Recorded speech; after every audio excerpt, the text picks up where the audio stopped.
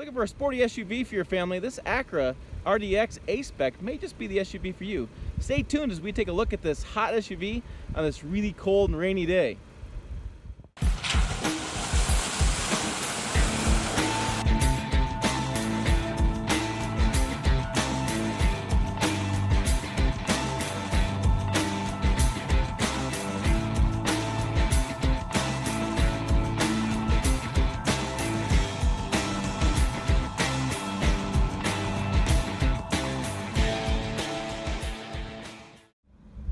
Hey, it's Tim Esterdahl, Pickup Truck Plus SUV Talk. Today I have a 2019 Acura RDX A-Spec.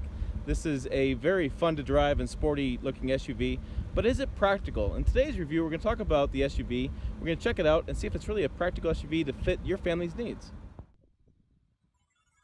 I said it's a very sporty SUV. We have some really cool grille. We have some aerodynamics here with the wheels. We have the airflow going through. We have a really cool front fascia. We have really cool LED lights. I got 20-inch tires on this. This is the A-Spec model. 19s are standard. A really nice body line with some black styling there. Not a lot of chrome on this model, which I kind of like. It gives that sporty appeal to it. In the rear, we have dual exhaust with some pretty good size dual exhaust there. Really nice sporty finish here. I'm using the word sporty. Maybe I used it too many times. But there's the back. Open this up. And we have a considerable amount of trunk space. I've put golf clubs back here. I've put Christmas presents back here. I got lots of trunk space. I have some big storage bin here. Some storage trays. I've used those. I've used that one especially quite a bit. And I have just a lot of room. And I have a really hot red interior. Let's check this out.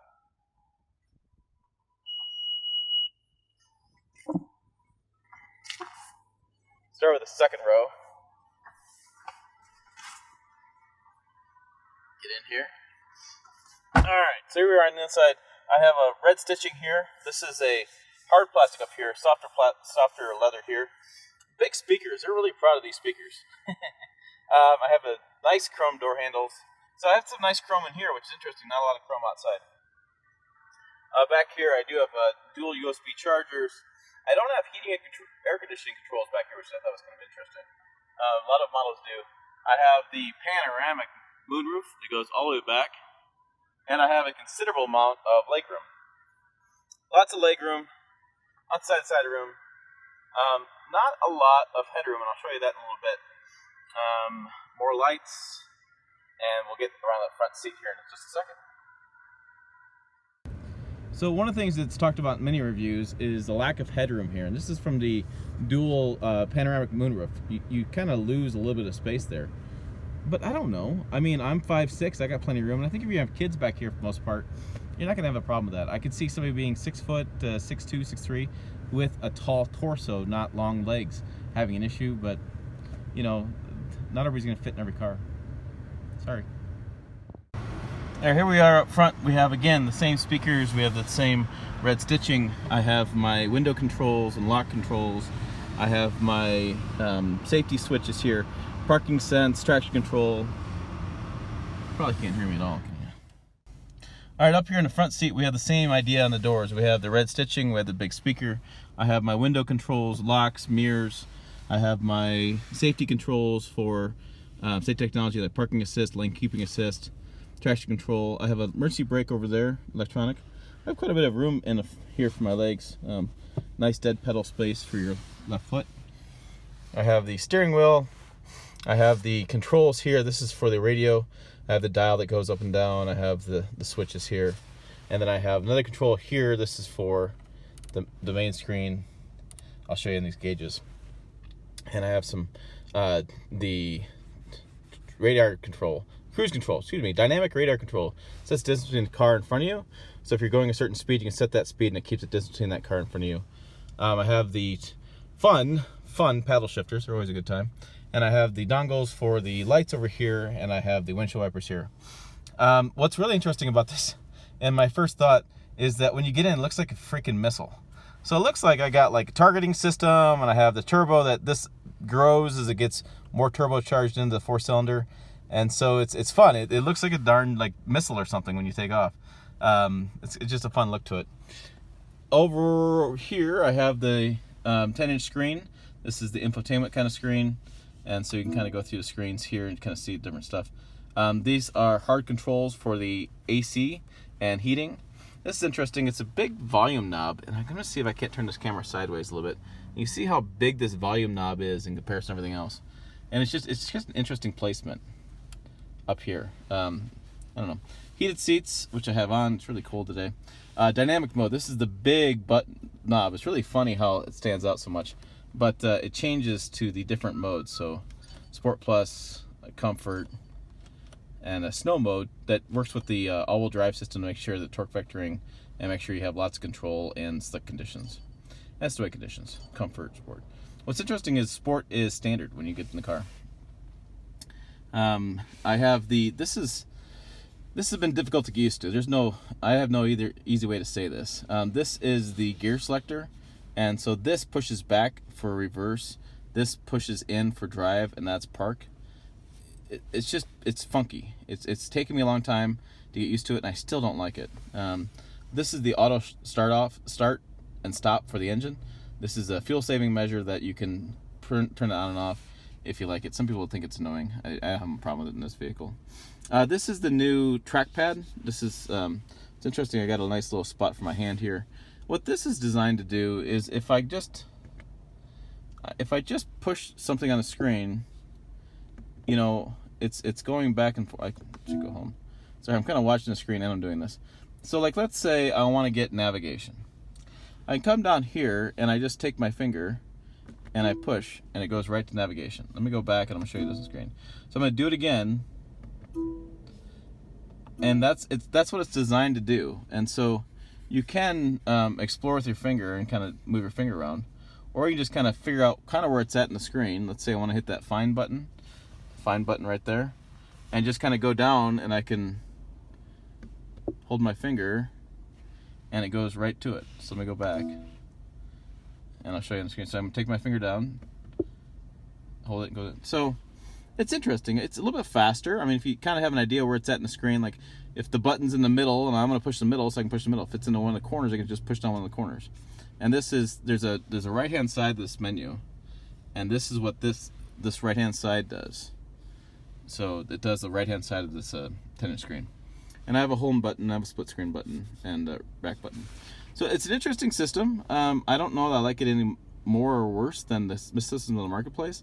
It's not really mind-blowing, but it is a little quicker because you don't have to take your eyes off the wheel so much driving. You just press the button you want as long as you have an idea where it's at. In here, I have a pair of sunglasses. No, I have a cup holders. I have a nice little slot here. I've been using a slot pretty well from like a wallet or phone or whatever, and I have a charger there as well. And I do have some storage down here, which is nice. So there's a big storage bin down here. I have some plugins down here. I don't know that it's handy for like a bag or like if you're going to put your purse in there for if you're a lady or whatever. I don't know that that's going to make a lot of sense, but it is a nice storage area. I'm not sure how usable it is. But I will say it's a little bit of a pain to get stuff plugged in down there just because of the spot of it. So I don't know. I'm kind of mixed on that design myself. I do like the fact, I should say I do like the fact it exists. I'm just not sure about it. And then I have a little bitty storage bin back here. So I have quite a bit of cargo space, storage space for things. And this is rather deep. I think this is probably going to stay open most of the time for 90% of people. And some, good storage there, So I'm going to say on a storage, front seat storage area is pretty practical for that. On the side here, I have a nice felt styling. I have the chrome, and I have the glove box, and I have some storage in the doors, and I have the red seats again. So these red seats are the sports seats. So they feel sporty, they look sporty. That it's got the nice look to them. They're moderately comfortable. I am not a big fan of them for long road trips, but they're moderately comfortable. I have my mirror and I have my sunglass holder, which reminds me I need to take these out. So that's kind of your interior on this 2019 Acura RDX. Let's go ahead and go for a drive here in a minute and talk to you more about it. So on the road here with the Acura RDX A-Spec, it's very clear what Acura is going for. They want it to be sporty. They want this car to feel sporty, to be sporty. It's got 272 horsepower in that turbocharged 4-cylinder. 0 to 60 in 6.2 seconds. And when you turn it on Sport Plus, I mean, it freaking moves. So it's nice. It's fun. It's a fun driving vehicle. By yourself, I should say. I've had the family in it, and you try to drive a little sporty with the family, and some families love it, some families don't. My family doesn't always love it, and so there is that pro and con with buying the sporty cars and having an SUV too. You got to make sure your family is involved in the purchase decision, and they want the SUV to be like that. The thing too that is interesting about it is that fuel economy is 26 mile per gallon highway, 23 combined, and 21 mile per gallon city. You know those numbers, right? Yep. And so when you're looking at a vehicle like this, I'm thinking fuel economy isn't that great for this kind of vehicle. With a two-row-ish, I got 2 rows, I got seating of 5, and I'm getting 26 miles per gallon. Plus, that's in the standard sport mode. You start driving spiritedly, and you probably won't get that same fuel economy. So it does make me wonder about how practical it is for a family driving on an everyday basis when you're looking at a $45,000 vehicle that gets 26 miles per gallon highway. I don't know. I will say that I've had a lot of fun driving it. It is a little awkward with the shifting, which I talked about earlier, the park and the reverse and the drive. I've screwed up a few times, and I've gotten some hairy situations screwing that up. I mean, to be honest with you, it's not so easy to figure out. It's not as intuitive, and I'm sure the more longer I drive it, the more I get used to it. But I don't know. It's just different. But that's the appeal, right? The appeal of this is that it looks like a sports car. It's got the funky kind of designs inside that had that appeal for like a European sports car. Drives fast, corners well. I can hold a corner 90-degree corner pretty darn well in this car with the tires chirping a little bit. Not that I've done that at all. So I don't know. I would give it a mixed score on practicality for a family SUV, but I would say if you're a professional and you want to have an SUV for room for more people, or room for your dog, or room for traveling, and you want a bigger SUV than the small compact SUVs, very small, and you want some still fun to drive, it's definitely something to check it out. And plus, it also is rather affordable at $45,000. It's got that BMW kind of competitiveness with the driving experience of it in the SUV realm there.